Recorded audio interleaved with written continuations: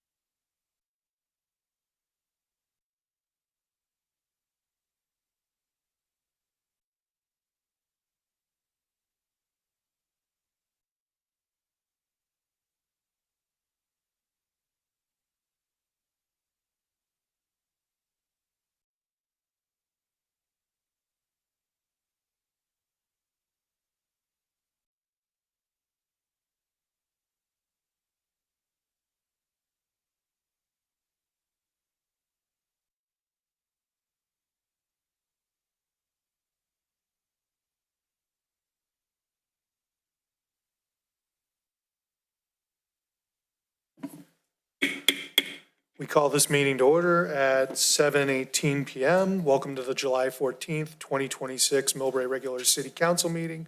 City Clerk, roll call, please. Councilmember Nguyen. Here. Councilmember Riley. Here. Vice Mayor Fung. Here. Mayor Rinaldi. Present. 4 members of City Council are present. All right, thank you. So now if you can stand for the Pledge of Allegiance. I pledge allegiance to the flag of the United States of America, to the republic for which it stands, one nation, under God, indivisible, with liberty and justice for all.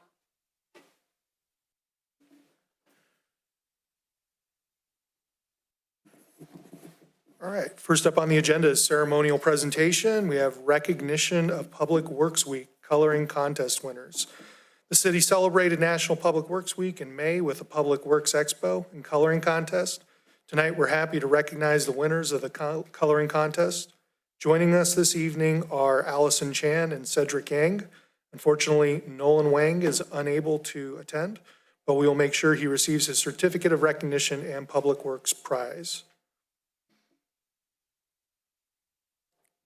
Alrighty. Are the kids here in attendance? Would you like to come on up and say a few words real quick? Don't be shy.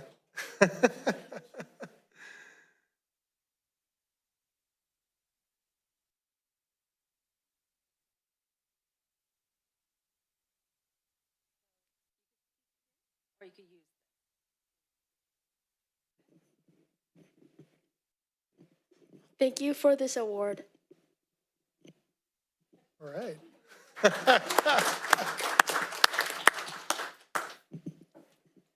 All right.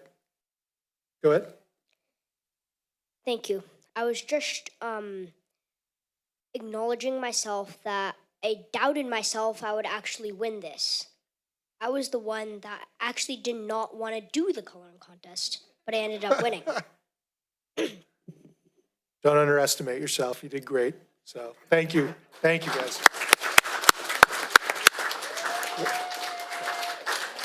Why don't you guys come on up? We have your certificates, and we also have a couple presents here for you, too. All right, guys.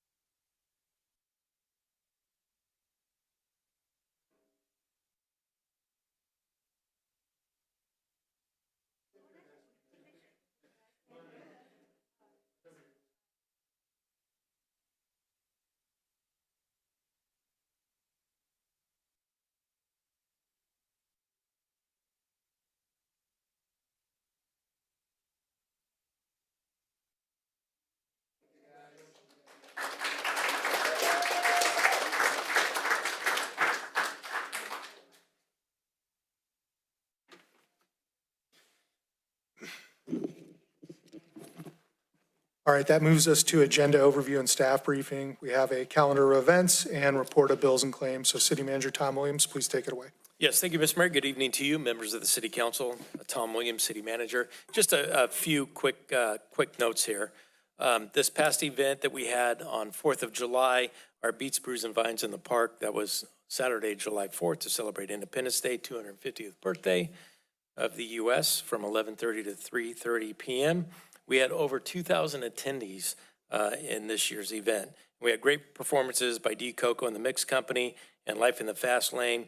We had the first time the Kids Parade around Central Park, and also our partnership with the City of San Bruno that brought the jump house and the slide. So it was a really nice partnership between the two cities. Huge turnout. It was a beautiful day, and just thank everybody, our city staff, Public Works, Recreation, admin, for pulling this wonderful annual event, our third annual event of celebrating 4th of July here in the City of Millbrae. Upcoming events, we have our next concert series, Beats, Brews, and Vines, Thursday, August 20th, starting at 6 p.m., 6 to 8 p.m. in downtown. This is at the corner of Broadway and Hillcrest. Pride and Joy is the band, and they're from San Francisco, and they're very, very popular, and hope everybody can come out on Thursday, August 20th, 6 p.m., intersection of Broadway and Hillcrest to enjoy and support our downtown local businesses. Also, this Friday, July 17th at 11 a.m. in front of the Millbrae Museum, which is near the plaza between the library and the David J. Chikuti Room, is the unveiling of the Hammurabi statue, which was located at the Mills Mansion. It was sold to the owners of the El Rancho Hotel many, many years ago, I think in the early 60s perhaps, or late 50s. And it's been there. And with the new owners and the redevelopment of the hotel, they gifted it to the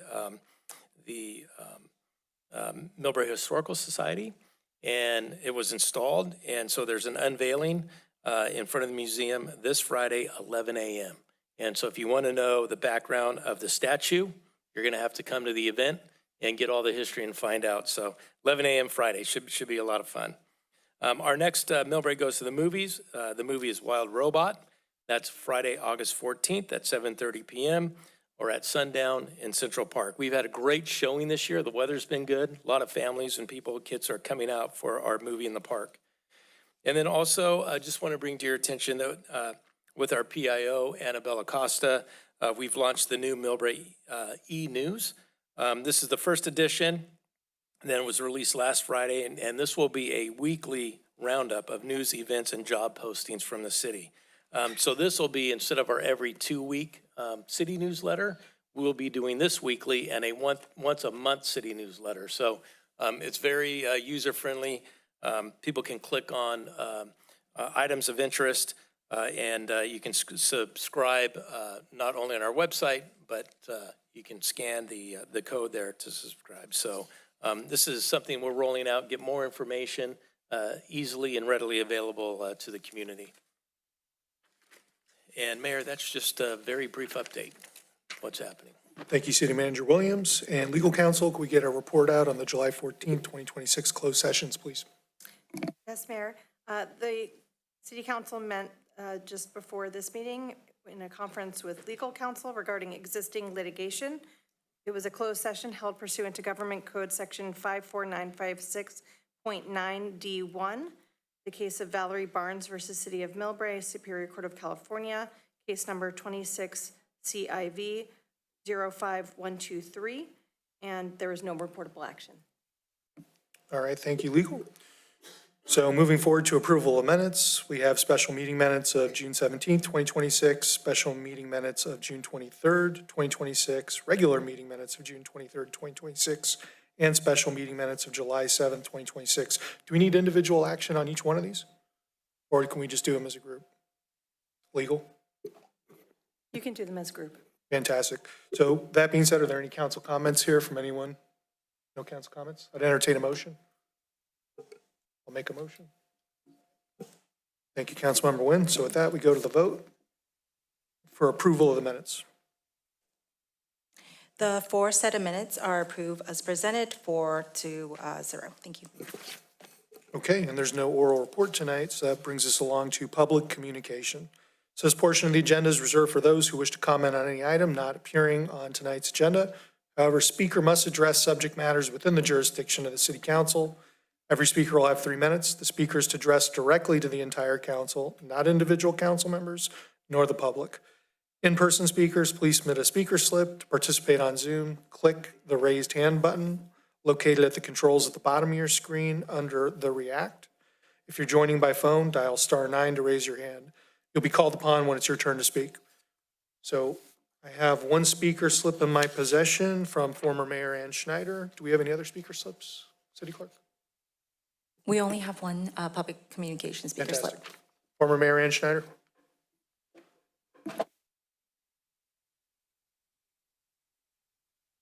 Thank you, Mayor. And good evening. As a 2-time mayor of the city, I've dedicated years to upholding the integrity of our charter and ensuring that the voices of our residents are heard. That is why I'm standing here tonight, not just as a defender of our local democracy, but as a candidate denied. Just last week, our county celebrated a historic milestone, America's 250th birthday. For 2.5 centuries, the core promise of our nation has been a government by the people, for the people, of the people, by the people, for the people, anchored by fair, open, and transparent elections. Yet just 2 days after that national celebration, while our residents were on summer vacation and most city councils were taking a seasonal recess, a 3-member city council majority did something deeply un-American. With just 25 hours and 10 minutes of public notice, you pushed through a fundamental change in our election laws, explicitly engineered for a special election beginning a mere 6 days later. By formally denying my ability to run this week, the council majority has proven what we knew all along, that emergency resolution wasn't about clarifying policy. It was weaponizing a maneuver designed to eliminate competition, prevent me from running, and to handpick who is allowed to run on the ballot. Ultimately, it was to ensure that the current majority, the 3 who voted yes on this resolution, stay in office and control what happens in Millbrae. 1 elected member, 2 appointed members who are currently running for District 2 and 4. Changing the rules of an election while the players are already on the field and doing so under the cover of summer holiday undermines public trust. It disenfranchises every voter who believes in open, competitive, and fair elections. Government should never use its power to insulate itself from the will of the people. Because the democratic process has been compromised here, I will fight this decision openly, transparently, and legal. To that end, this morning I filed a writ of mandate against the action taken by City Council at the San Mateo County Superior Court. To the residents watching, you deserve a choice. You deserve transparency, and you deserve a government that respects the law. I will continue to fight to ensure we get all 3. But to the people who live in District 2 and 4, this is your chance to stand up and run against these 2 appointed electeds who basically said, America, we don't care about your elections. Thank you. I'm here to help anybody from District 2 and 4 to defeat these 2 people sitting at the dais. Thank you for your comments, former Mayor Schneider. City Clerk, do we have any other public comment? Anything online? No online hands raised, Mayor. Okay. All right. That now brings us to our consent calendar, where we have a couple different items. We have approved by motion the quarterly investment schedule for the 3rd quarterly of fiscal 2025-26 action. We have waive the 2nd reading and adopt an ordinance amending Title IV of the Municipal Code to add Chapter 4.16, establishing provisions for paid parking for city-owned and controlled on-street, off-street parking facilities. We also have waive the 2nd reading and adopt an ordinance amending Title III of the Millbrae Municipal Code to add Chapter 3.50, establishing a dedicated parking enterprise fund. Approved by motion a request from the Central County Fire Department for a street closure to accommodate Millbrae Fire Station 37 open house in recognition of Fire Prevention Month.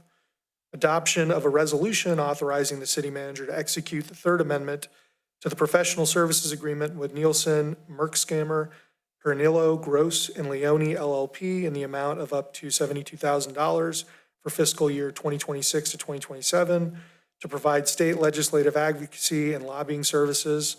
Adoption of a resolution authorizing the city manager to execute a grant agreement with Millbrae Community Television and an agreement for broadcasting, video production, and channel management services with MCTV in an amount not to exceed $125,000 for fiscal years 2026-27 and 2027 to 2028, and consideration of the council appointment ad hoc subcommittee's recommendation to appoint and reappoint members for the Citizens Oversight Committee, Community Enhancement Advisory Committee, Senior Advisory Committee, Sister Cities Commission, and Youth Advisory Committee. Do we have any comment or slips on any of these items with any request to pull from the public? We did not receive anything to pull these items, and then there's some public speaker slip as well, hands raised online. So there are some hands that are raised online to speak? No. There's none. Okay, great. Anyone from council want to pull any items? Sure. Councilmember Nguyen. Yeah, clarification for items 6 and 7. What are the outcomes by waiving the reading and accepting these the consent calendar items 6 and 7? So waiving the reading just means waiving the language of the ordinance. Yeah. So each ordinance goes through a first reading and a second reading, and what's before you tonight is the second reading. Okay, it's So just like, okay. Once the ordinances are adopted, they take effect within 30 days. So what is the outcome of adopting that ordinance? for the city? Well, each of them, the first one is for establishing the paid parking program, and the second one is for establishing the parking enterprise fund. If you have any questions, you can pull any of those items and staff can answer them. Yeah, I'd like to pull number 6 then. Okay, so we have number 6 being pulled. Any other council comments? No? I would like to pull item number, let's see here, item number 11 as well. So let's go ahead and open up to item number 6, which is waive the second reading and adopt an ordinance amending Title 4 of the Municipal Code to add Chapter 4.16, establishing provisions for paid parking program for city-owned and controlled on-street and off-street parking facilities. Sorry to interrupt, but usually we would adopt the consent calendar items that have not been Okay, pulled. yeah, we could do that first. So with that being said, we're pulling items 6 and 11, and then I'll entertain a motion right now to adopt the rest of the consent calendar. I'll second. Got a motion from Councilmember Nguyen to move forward, and I just seconded. Consent items 5, 7, 8, 9, and 10 passed by a vote of 4-0. Excellent. So now we're on to item number 6. Yeah, so I wanted to just understand if we adopt this ordinance, what are just, I know we talked about this, but I just want clarification on what are the changes that we're going to, on a city level, experience by adopting this. Can we go over that? Well, Mr. Burrows, who gave the detailed presentation when this was adopted, but really what this does is establishes our citywide paid parking program. And so, you know, as we progress, we'll implement this through eventually an RFP, request for proposal from parking meter operators and manufacturers, as well as moving forward with our paid parking program throughout the downtown. Does that include who we selected already, or is that not part of that discussion? No, this is not part of who we select. This just gives, in essence, this is implementing legislation to go out and find vendors in a competitive bid. Not only responsible bidders, but the type of equipment.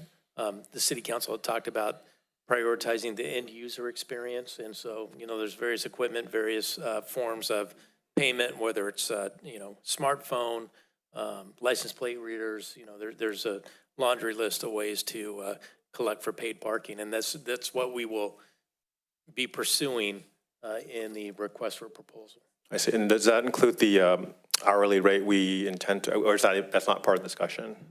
So this is really not part of the discussion. That will come at a later date. Okay. All right. I think that clarified everything for me. Thank you. Correct me if I'm wrong, City Manager Williams, but part of what was supposed to come back to council at a later date is information on potential options for equipment and different options for rolling out the paid parking program. Correct. And what it would look like. Yeah, once we release the RFP and we receive the bids, we'll be bringing those back to the city council for review. Okay. Yep. Do we have an ETA or timeline on that? Any?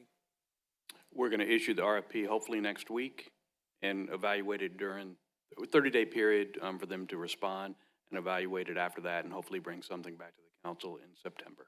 Okay, fantastic. Thanks. Yeah. But real quick, does that RFP include metrics to determine effectiveness of the programs, or is that too far in ahead? That's probably too far ahead. I see. Yeah. Thank you. City Manager, just want to confirm one more thing, that as part of the RFP, and then there will be discussions on the policies of those payment, the rates, the time at which those enforcement takes place, and all of that will still come back not only to this council, but some sort of a community meeting to make sure that the downtown businesses, those who lives in the impacted area, gets to opine on this even further as a sort of a community meeting. Could I get that confirmation? That is correct. Yeah, correct. Okay. And then also there's some discussions on residential parking, permitting programs, you know, all of that will need to come forward as part of those policy discussion that needs to happen at a later time, correct? That is correct. Okay. Just want to make sure the public understands that. This is not done. This is just another Correct. step. This is really this is really step one. Yeah, and as Mr. Williams stated, this essentially puts the legislation in place, but at the end of the day, it doesn't tie the council to approving a paid parking program. Okay, so with that being said, are we going to entertain a motion to approve item number 6? Councilmember Nguyen, I got a motion from you. Do we have a second? Anyone? I'll second it. All right.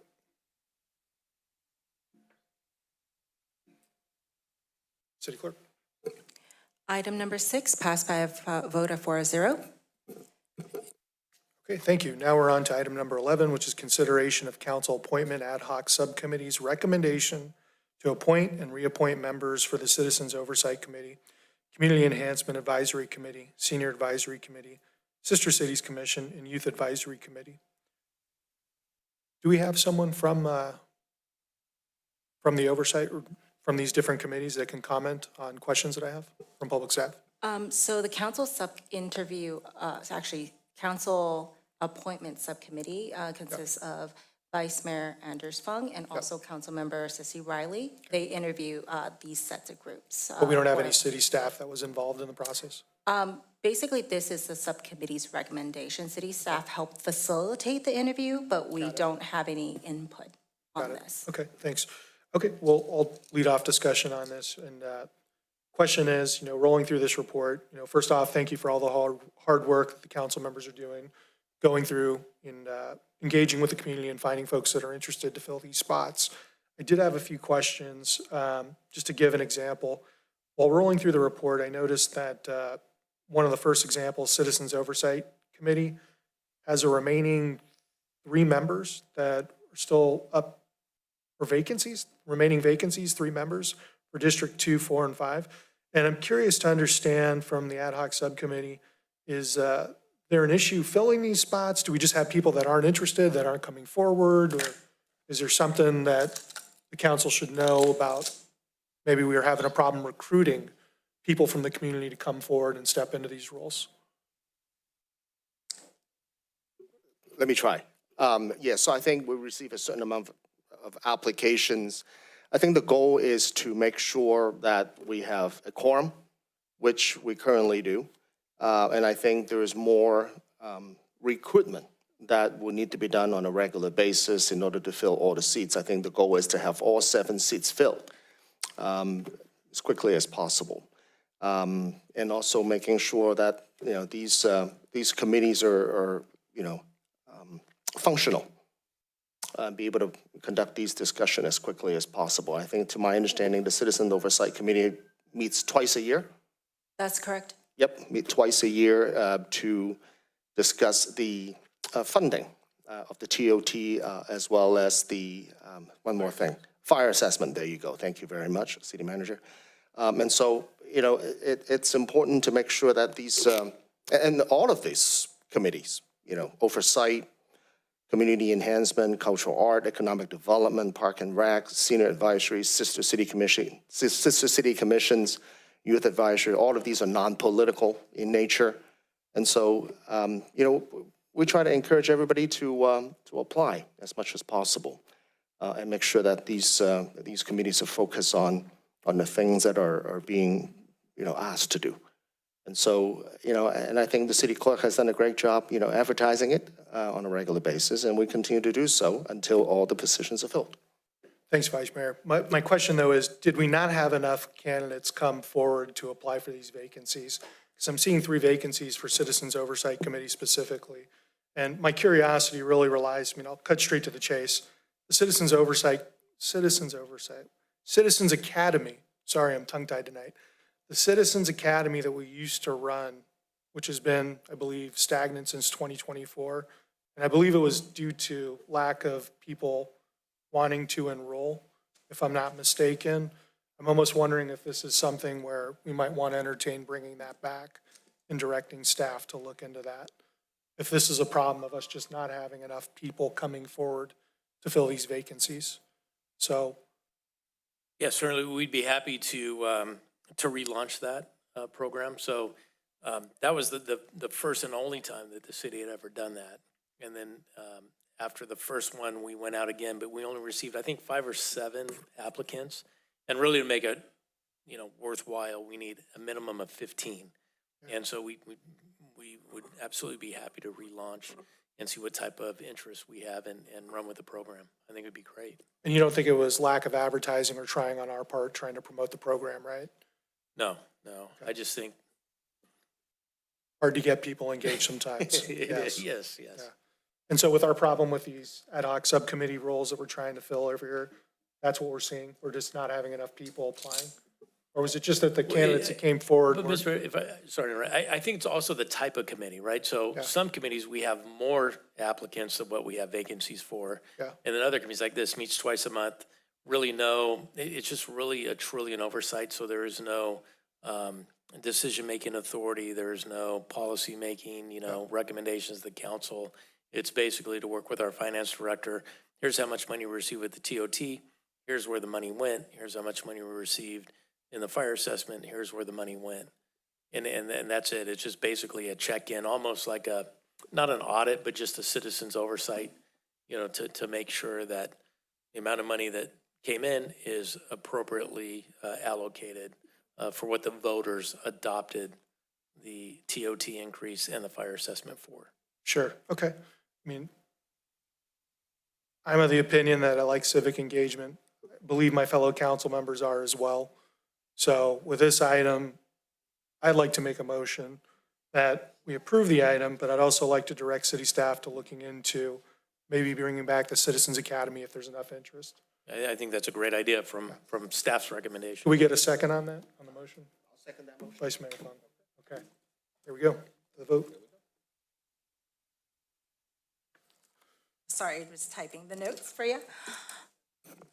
Item number 11 passed by a vote of 4-0, with amendment to also bring back the Citizens Academy. Okay, thank you. And now we're moving on to public hearing. So we're going to hold a public hearing to consider the fire suppression assessment report for fiscal year 2026 to 2027 and adopt a resolution adopting the fire suppression assessment report of fiscal year 2026 to 2027 and ordering the fire suppression assessment to be collected by the San Mateo County tax roll. Mr. Mike Sung, if you could please take it away. Thank you, Mayor Rinaldi. Good evening, Honorable Mayor, Honorable Vice Mayor, and Honorable City Council members. Today we're going to have a public hearing about the fire assessment, and I'll go ahead and walk you through that. Next slide, please. So the city's placed a lot of different things onto the property tax roll. One of them is the fire assessment. We do this for greater efficiency. In the next public hearing, we'll talk about the sewer and the storm charges as well. But for this particular discussion, it's the fire assessment. We've been doing this for the fire assessments since 2004, 2005. Next slide, please. So just a little bit of history on this before I get into the CPI details. We've had the fire assessment since 2004, 2005. It was renewed for 5 years in 2009, renewed for another 5 years in 2014, and then for 10 years in 2014 through 2024, and most recently for another 10-year period starting in 2024 and 2025.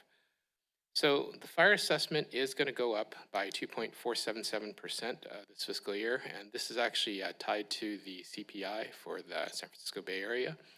It's February to February. That's the time period that we actually look at. This is less than the CPI for last year, which was about 2.689%. And the CPI is capped at 3%. So if the CPI is actually larger than 3%, the maximum increase would be 3%. So just so you can see, single-family homes will go up to $209.41 annually, and multi-family residentials $149.95. Commercial and industrial, it goes up. It varies by differing statistics like square footage, room, parcel. Next slide, please. So at this meeting, the key task that we have is the adoption of a resolution. We need the resolution so that we can give that to the county. County requires a resolution to place it onto the county property tax roll. And then the county has imposed a deadline of July 31st for any assessments, charges, and fees. So we need to get a list to them of all of the charges, and they're usually by APN. Next slide, please. So because it goes onto the property tax roll, it's really going to coincide with the tax roll schedule. Most people that are property owners are pretty used to it. They have regular due dates of November 1st, but the delinquency date, which is what most people look at, it's actually December 10th. And the same for the April 10th date. It's supposedly due on March 1st, but it's really April 10th is when the delinquency date. Most cities in San Mateo County are on the county billing schedule. I'll reiterate that a little later on as well. There's only like one or two, I think, that aren't. I think it's like either Foster City or Brisbane, but everybody else in San Mateo County pretty much uses the same. And let's go ahead and move on. So with this, really, we're recommending to council to adopt a resolution authorizing the collection of the fiscal year 26-27 fire assessment onto the San Mateo County tax roll. Next slide. Are there any questions? Bringing it back to council for any kind of questions or comments. None? If not, we can open up the public hearing. I'll take a motion to open up the public hearing. Do we need a motion? Okay, we'll just open it up then. So public hearing is now opened up. Any public comments on this item? Staff did not receive any speaker slip, and there's no hands raised online. Fantastic. Councilmember Nguyen, any comments or questions regarding this item? Councilmember Nguyen. Is this, so for the other cities where they have this tax roll, just curious about their history. Was these all adopted recently? Just maybe walk me through the history. It kind of varies because the county property tax roll is kind of this amalgamation of a whole bunch of things that get tacked on. You normally are used to the 1% ad valorem on your property tax. There's all sorts of stuff like the school bonds go on there as well. So for differing cities, they have differing measures that get adopted. Once they get tacked onto the tax roll, it's just collected through the county. The county serves as the mechanism. And then that gets collected from the property tax, from the property owners, I should say. And that's why it's so efficient. You have one large agency that's collecting for everybody and just splitting it across. And since we're Teeter County, they actually forward you the full advance. Okay. And this is the first time we're going from no to this tax, or is it what we were doing? We've been doing this. We've been doing it? Yeah, for the last 22 years. Yeah, I mean, Mike, why don't you take them through the history of the adoption and then the renewal, then went back to the voters for the 10-year? Oh, sure. Process. So the most recent iteration, I think I gave you a little bit of history in the beginning, but the most recent iteration, we went to the voters for the property owners back in 24-25. And then we went through what was known as a weighted vote. It was based off of there was a formula that was used based off of the value of the actual assessment itself. Some commercial properties were a little bit higher than some of the others. Most residentials were kind of a flat rate, and multifamily was counted by per unit. But basically, everybody voted in. It had to be more than 50 plus 1, and I think it went about 60-40, if I'm not mistaken. So it was overwhelmingly approved. And when that gets tacked on, there's various mechanisms to collect the actual assessment. The most efficient way to do it generally is to actually have the county do it, since you have a lot of other items on there. So we asked the county to do it. The county requirements are two things. One is to have a resolution. They absolutely need a resolution to put it onto the property county tax roll. And they also need a listing, which is what we would give them, in a format that's sent over to the county that has all the APN numbers, what the costs are, and then the county collects it that way. It gets put into their database system, and that gets tacked on to all of the different APNs. That's how you actually see all the different charges for the tax roll. What is our current right now? What's the percent that we get assessed on property tax at this point? So it actually varies because you have the 1% ad valorem, that's across the board. But even with that, there's like exemptions for certain groups, like churches don't pay the 1%. If you're talking about the assessment, everybody effectively pays the assessment because it's not a tax, it's an assessment. And there's a benefit that's born to that. So that's why everybody gets the assessment charge. Same with the sewer, which we'll talk about a little bit later, but basically that's how it's delineated. So it could be more, it could be less. There's always going to be the 1% for the non-profits and government entities is how I would describe them.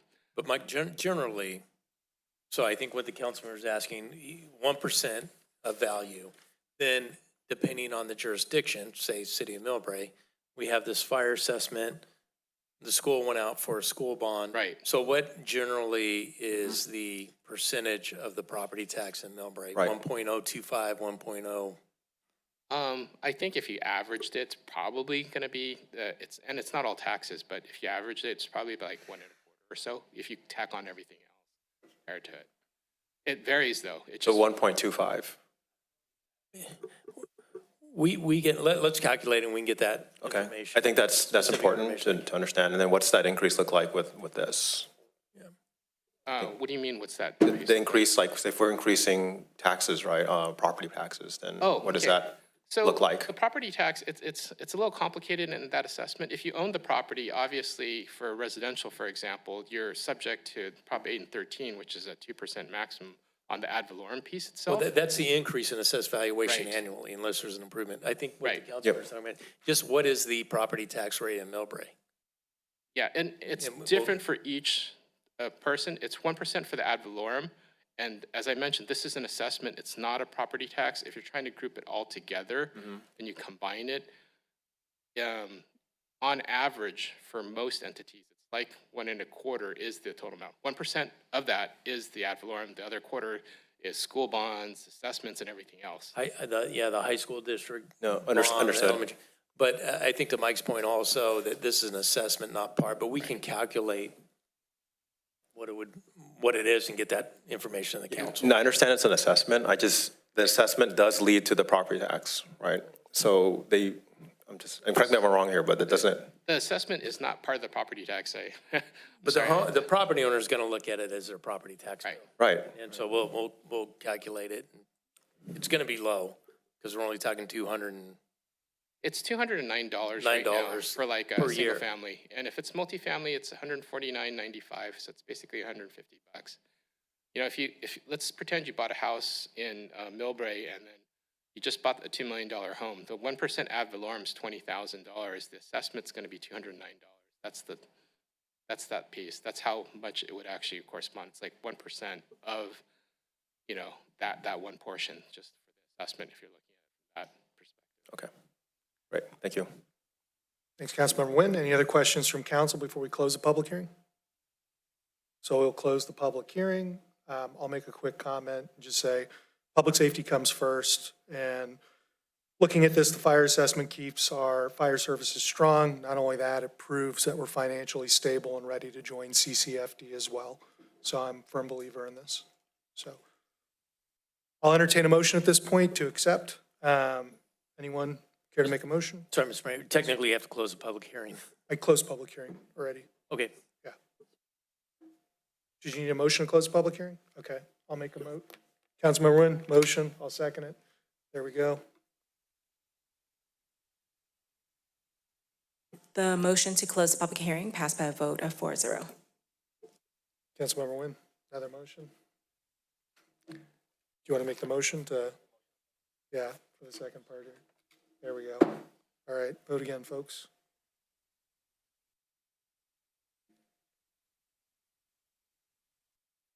Item number 12 passed by a vote of 4-0. All right, this brings us along to item number 13. Mr. Mike Sung, you're a popular guy. We have hold a public hearing here to consider objections or protest to the sewer service charge and stormwater fee reports. Mr. Sung, why don't you go ahead and take it away? Okay, thank you again, Honorable Mayor, Honorable Vice Mayor, and Honorable City Council members.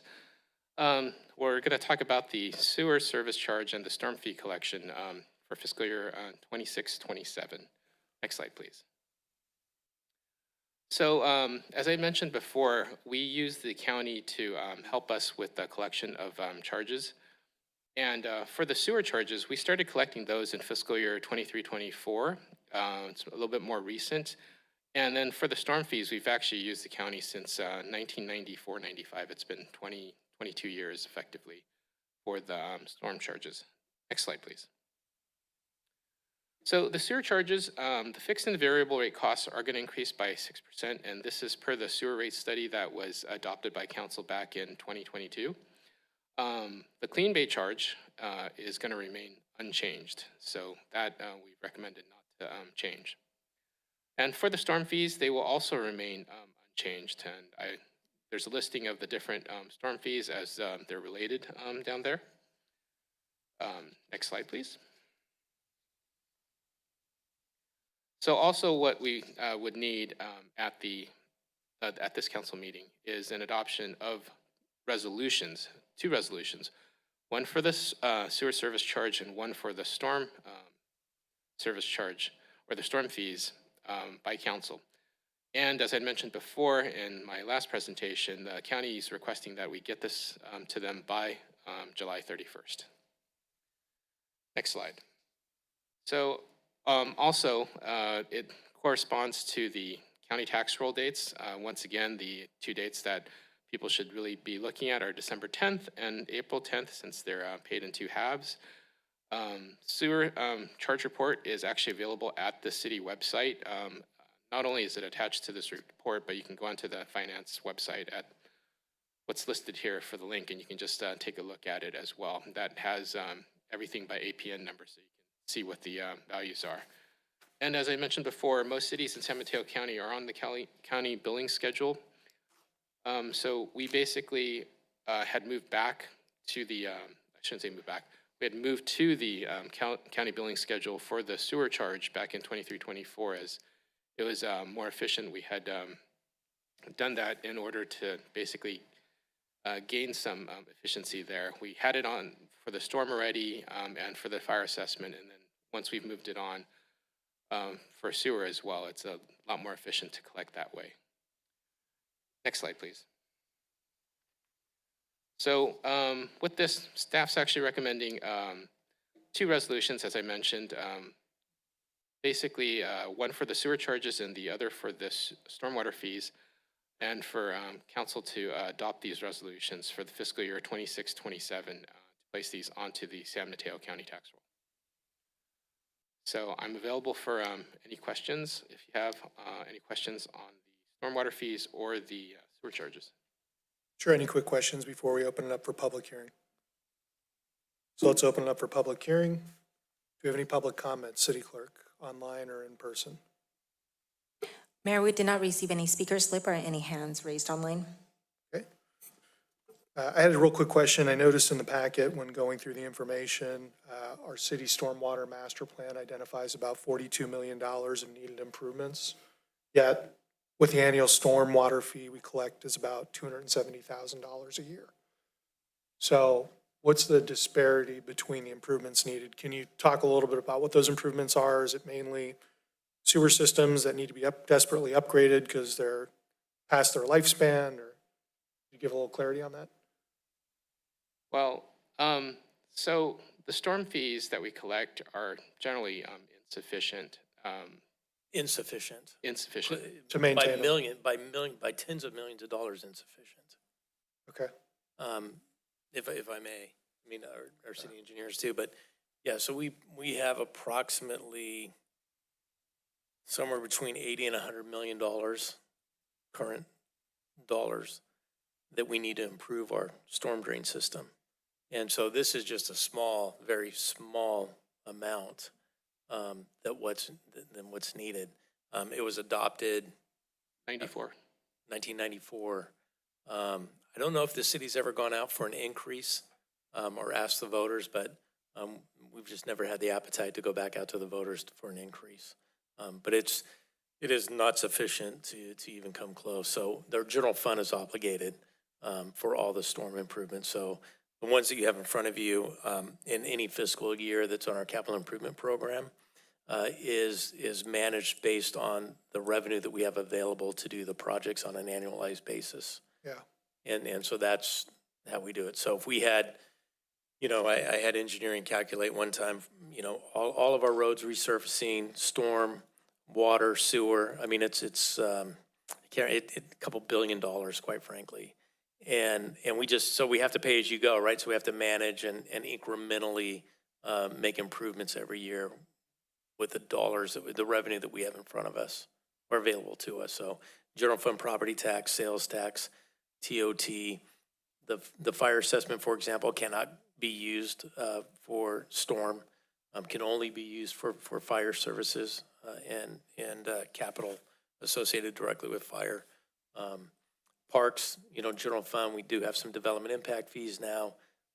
And the general fund revenues, property tax, sales tax, and TOT. A little bit of charges for service. So anyway, the revenue that we need is severely deficient for the actual amount of work that the city needs to do to get its infrastructure. So we manage it based on the revenue that we have on an annualized basis. Sure, and hence the reason why we have a one dig policy to really stretch the dollars as far as possible. Yeah, exactly. Get as much economies of scale as we can, yeah.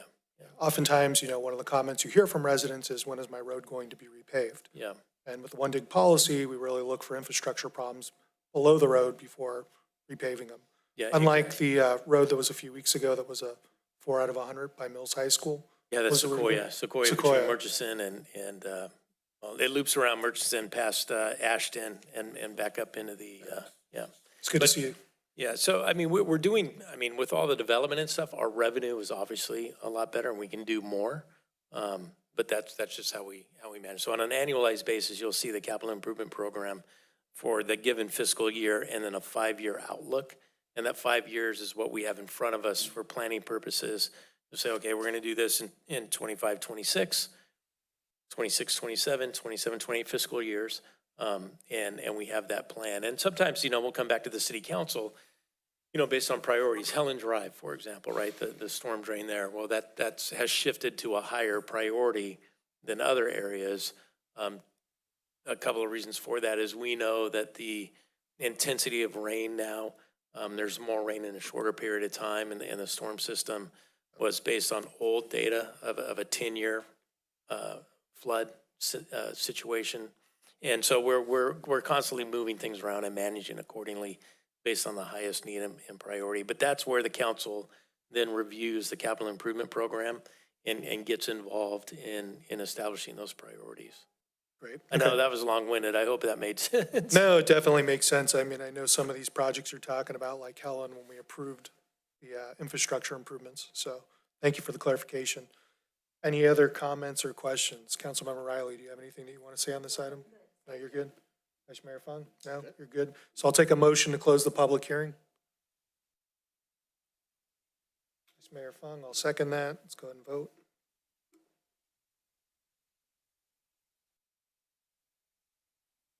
The public hearing is closed by a vote of 4-0. Fantastic. And do we have a motion to approve? I'll go ahead and make the motion. Do we have a second? Vice Mayor Fung, thank you.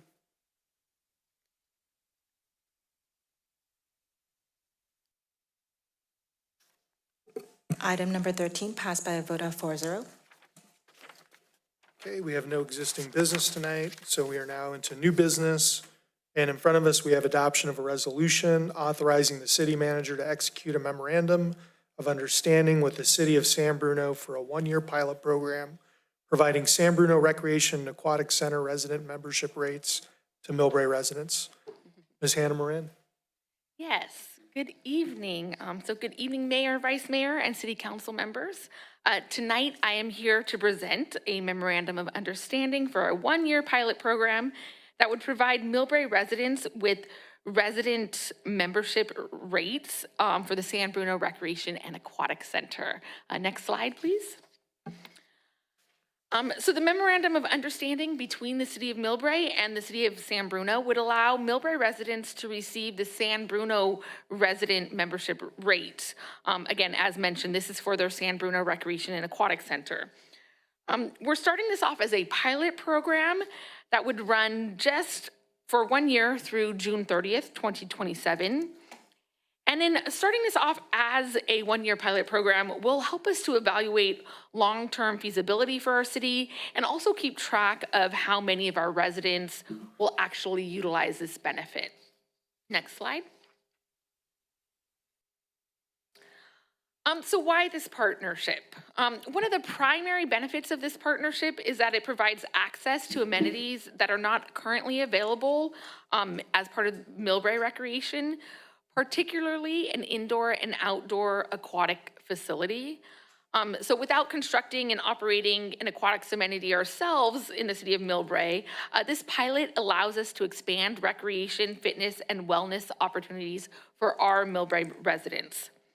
It also will strengthen collaboration between our two neighboring cities, which, as you know, recently has been very strong with some of our events as that other MOU that you all previously adopted. Again, you know that with our Juneteenth event and our 4th of July event, we've been doing more collaboration with San Bruno and the rec department in particular. And as mentioned throughout the pilot, we will continue to evaluate whether this type of regional partnership is successful and should continue into the next years. We'll be receiving quarterly reports from San Bruno Recreation Department on the amount of memberships utilized by our Millbrae residents. Next slide. So how does the pilot program work? The program is really designed to be very, very straightforward. Millbrae residents would receive the San Bruno resident membership rate, and then the city of Millbrae will fund the resident difference between San Bruno's resident rate versus their non-resident rate. So the city of Millbrae would fund the difference between those two rates through a capped subsidy account. And we'll talk a little bit more about the finances on that in an upcoming slide. But San Bruno Recreation are in charge of and will verify residency. They'll actually administer the program, apply the membership subsidy, and again, provide quarterly participation and financial reports to us in Millbrae. Next slide. So as mentioned, let's take a little bit of a closer look at the finances involved. The city of Millbrae's financial commitment is capped at $49,999 for this first year pilot. But in Millbrae, we would also be providing 3 recreation activity guide advertisements valued at approximately $2,795, and that will be credited toward the partnership, bringing the total pilot program value to approximately $52,795. Funds are only used when eligible Millbrae residents purchase memberships at San Bruno's Recreation and Aquatic Center. And if the full amount of that $52,000 is not used in the pilot year, any remaining balance will either be returned to the city of Millbrae, or both cities can mutually agree to apply it to a future MOU, a future agreement.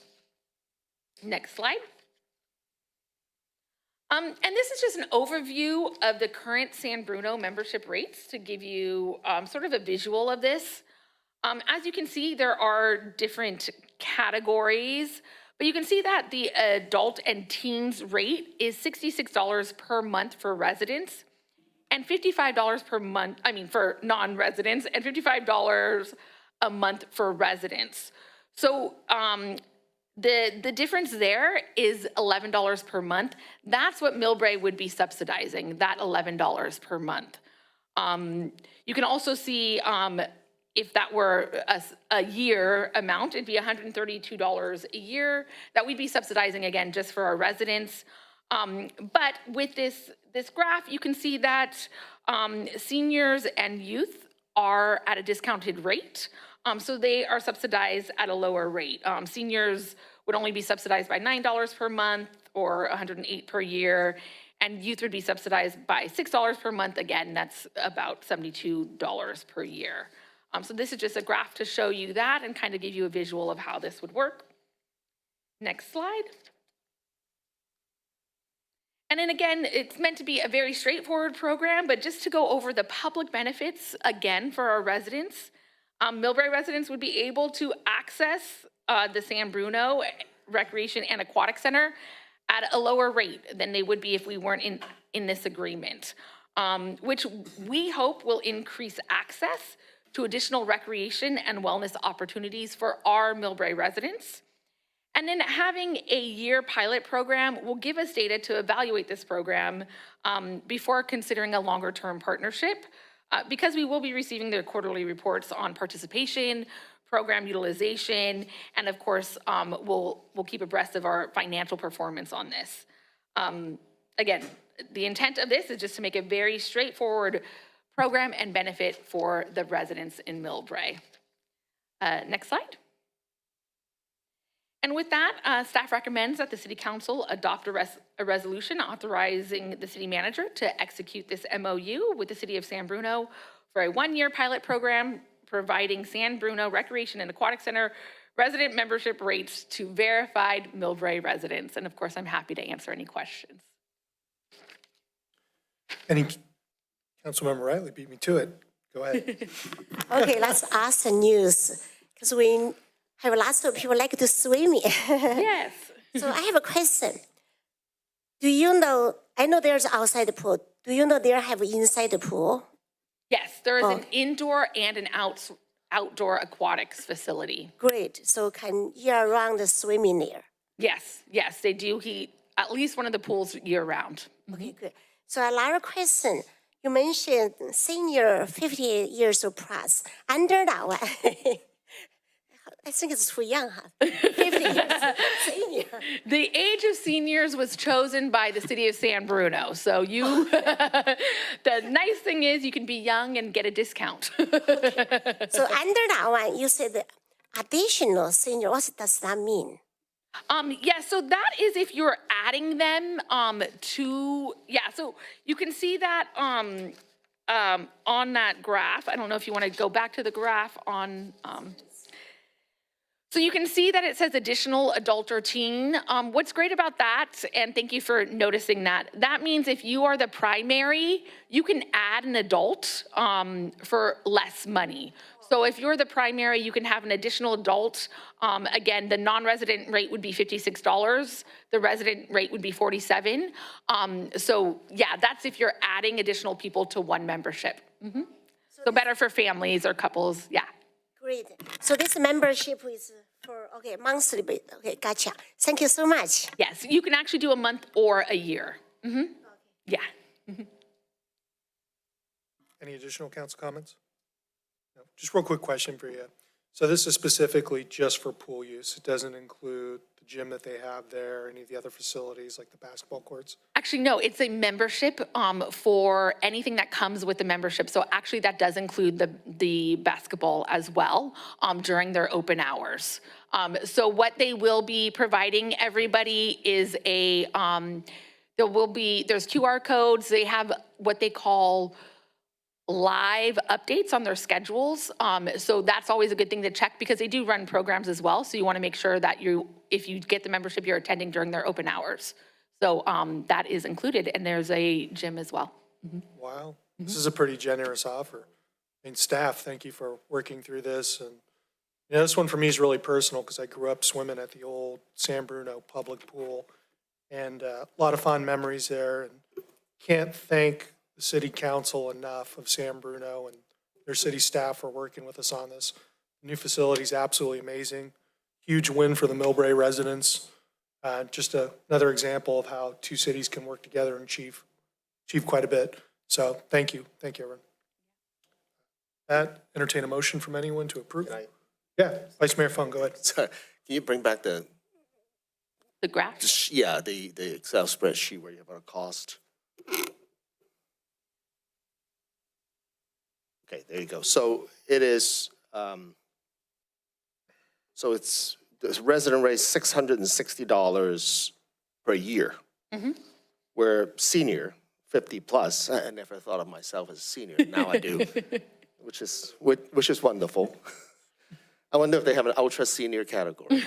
Not yet, I don't think. It's probably 55 and more. And so, you know, so the $108 a year, I mean, that's how much we subsidize each residence. Correct. Right, and then they get to use the entire facility. And then you mentioned there's like a $50,000 budget? Yes, about this year, $52,795, yes. Right, but so that's not a... That's a value. The subsidy budget's 50. Yeah, So, and then they're giving us about a $3,000 credit. Yeah, it's $49,990. But for our residents, you basically take that subsidy into 50,000 gets us 400 residents. you know, or so. 4,000. No, it's about 500. So if you averaged all the subsidies out, we're looking at about $100 a year per person. So we're about at 500, a little over 500 residents. Yeah, first come, first serve. First come, first And serve. if it's widely popular, we'll come back to the city council. Yeah. Exactly. If we that run out of sounds money, I might wonderful. be back here. I think that's money well spent. This directly benefits our residents. This is their money, and we're using it, for good cause, and those who wish to swim. A lot of folks, wanted to have a pool in the city for a long time. This gives the residents access to an aquatic center at a deep discount. So I think and we don't have to maintain it ourselves. That's wonderful. But the 50,000, it's not something we provide immediately. I mean, it just depends on, I guess it's being used on a per person basis, right? Is that Correct. Yep. So we pay them as it goes. Yeah, we actually set it up so they would have the funds, but anything that wasn't utilized would be returned to us. But yes, we're getting quarterly reports. It works the same way. It just, nuance. But yes, per person as it's used is what we're getting charged. Thank you for negotiating this rate. This is wonderful. Thank you. Thank you. I mean, Hannah gets all the credit. She did a great job negotiating this, working with the staff in San Bruno. So, yeah. Thank you so much. We're very, very excited. We do have somebody from San Bruno on Zoom. They don't need to speak, but they did give me a live update. They wanted you all to know that both pools are heated year round. So there you go, live updates. Any chance you can negotiate a senior age limit lower? Keep you updated. Make it 25 or something. Anyhow, so happy to support it. Great. Thank you. Any other additional comments? We'll entertain a motion to approve. Anyone? Motion? Second? All right, let's vote.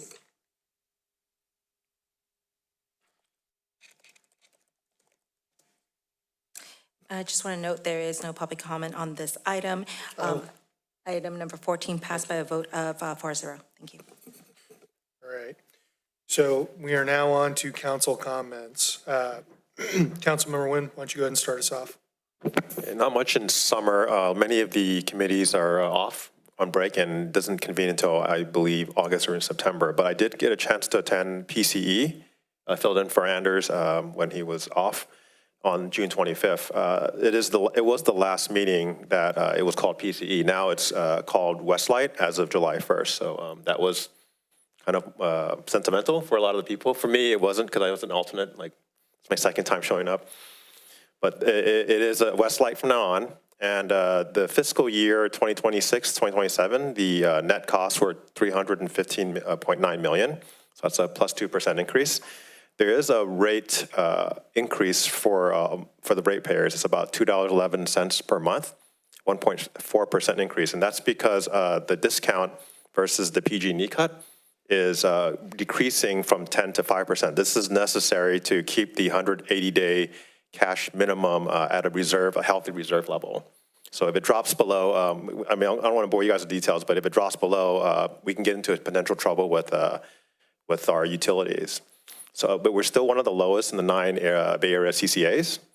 And the staff will return in January with 2027 rate recommendations, possibly rate decreases. So that's on the docket. There's electrification program, a new $1 million per year incentive program for business customers. And this does affect Millbrae, so we do have opportunities to participate in that. And that concludes my updates. Thanks, Councilmember Nguyen. Councilmember Riley?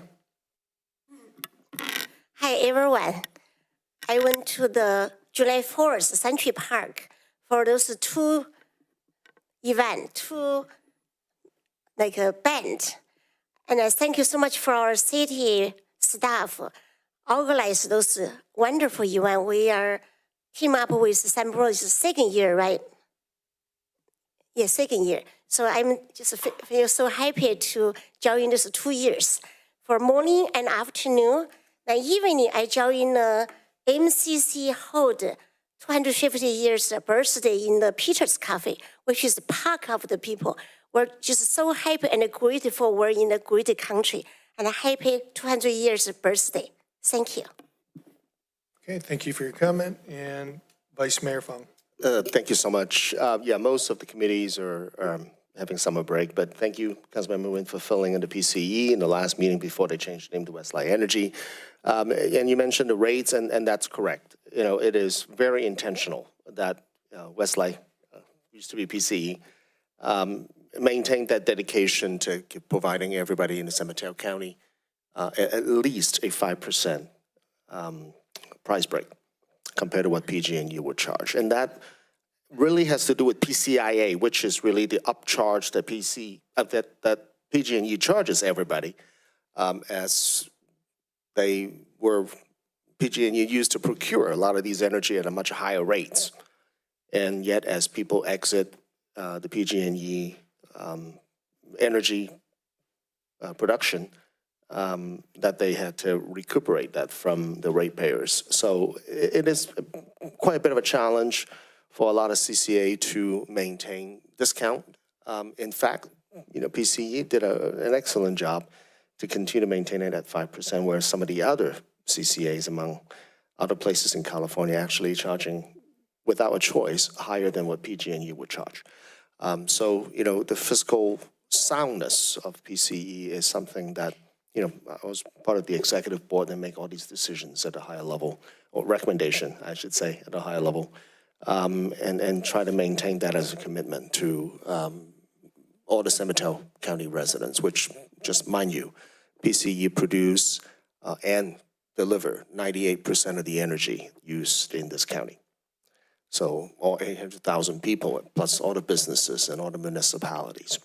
And so it is a big commitment, it's a tall order, and we hope to deliver these discounts as long as we can, given the fact that however challenging PCI is. But and nonetheless, thank you so much for filling in on that day. Thank you, Vice Mayor Fung. And to close us out, give a quick update. We had our second Teen CERT boot camp for CCFD, which I attended on Saturday, spent the full day there working with the youth, helping to train them on life-saving skills and first aid. Was well attended, over 25 people. I believe the total was about 28 youth signed up, so great showing. Program's still growing. Also had SFO Roundtable, the technical working group. We've been working very diligently on ways to get the airlines to participate in this voluntary program to reduce noise with their travel. So I want to thank all the members from the technical working group and members of the public that all helped participate. And we should be taking our work to the full SFO roundtable in our next session. That being said, that wraps up all my council comments, and we are going to adjourn this meeting at 8:25 p.m. tonight.